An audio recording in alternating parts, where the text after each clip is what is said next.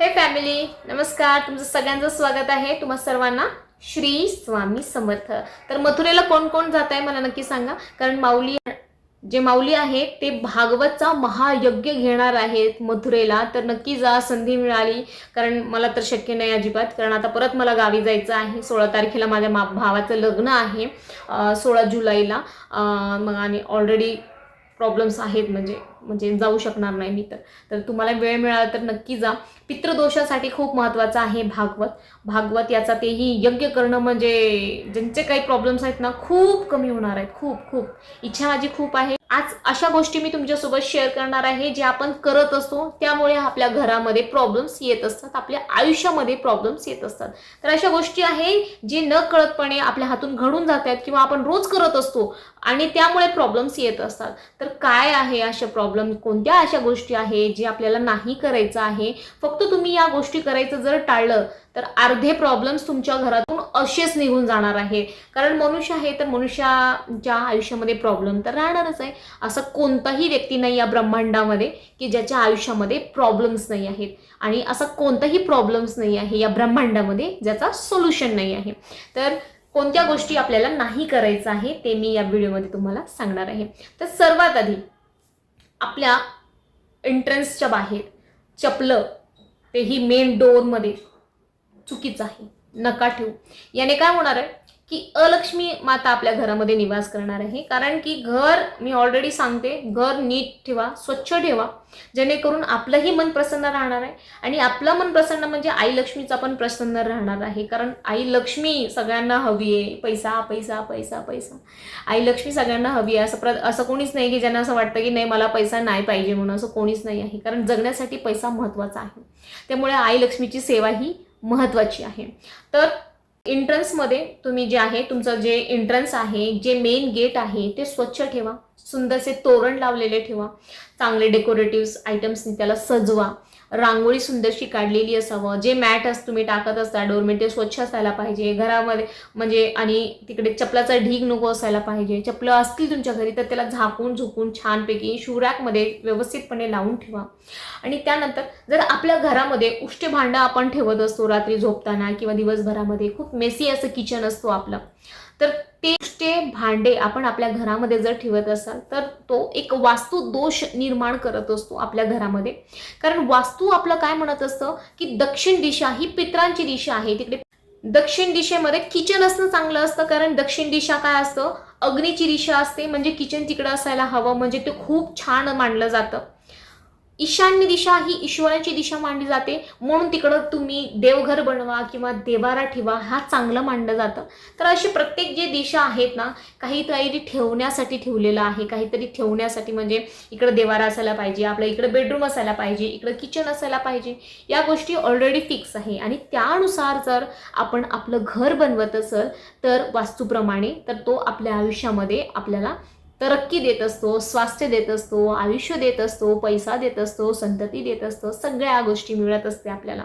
आणि तेच आपलं जर वास्तू खराब असेल तर मग आपल्या आयुष्यामध्ये चुका नाही केलं तरी पण आपल्याला मार पडत असते, असं आहे. तर अशा गोष्टी होत असतात. तर त्यासाठी आपण आपल्या किचनचा वास्तू खराब करत असतो, किचन घाण करून, किचन घाण ठेवून. तर रात्री झोपताना, कारण आपण म्हणत असतो ना, आपल्या आजी वगैरे म्हणायच्या की आपली जी दुर्डी आहे, ज्यामध्ये आपण भाकरी ठेवतो, चपाती ठेवतो, ती दुर्डी रिकामी ठेवू नये. माझी आजी तर आहे अजून, ते म्हणत असतात. कारण की जेव्हा आपण झोपलेलो असतो तेव्हा आपले पित्र येत असतात घरी, आपल्या घरी देव येत असतात आपल्या घरी, आणि ते पाहतात की हिनं माझ्यासाठी काहीतरी ठेवलेलं आहे का नाही जेवण्यासाठी, आणि तो योग्य आहे, तो बरोबर आहे ॲक्च्युली.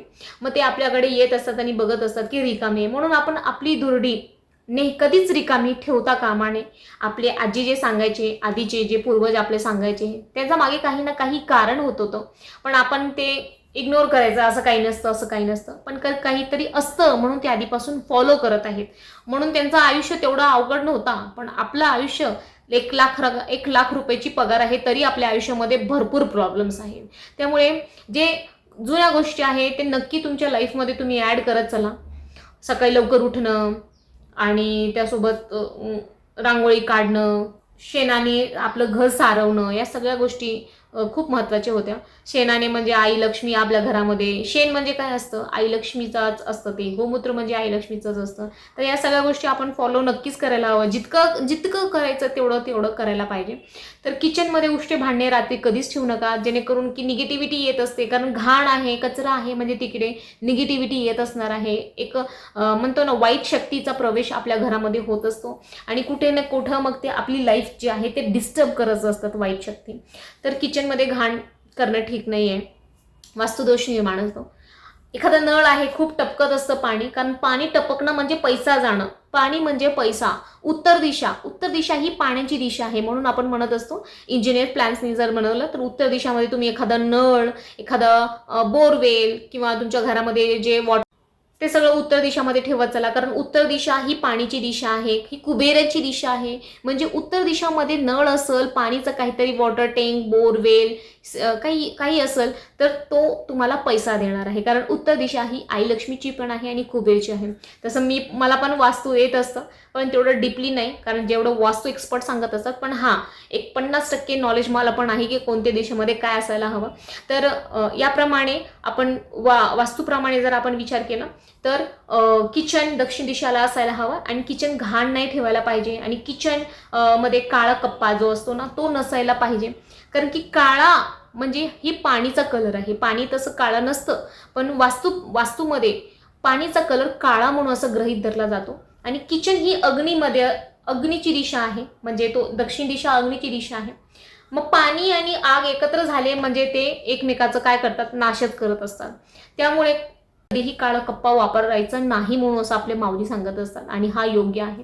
आणि त्यानंतर नळ जे आहे टपकत राहतं, म्हणजे जसं पाणीचं सांगितलं मी, पाणी टपकत राहणं म्हणजे पैसा जात राहणं. कारण पाणी म्हणजे आई लक्ष्मीची दिशा, पाणीची दिशा ही उत्तर दिशा आहे. मग पाणी घाण, आपण पाणी वेस्ट करत असतो. काही जण खूप प्रमाणाच्या बाहेर पाणी सांडत असतात, कपडे धुतात खूप पाणी सांडतात, भांडे घासतात खूप पाणी सांडतात.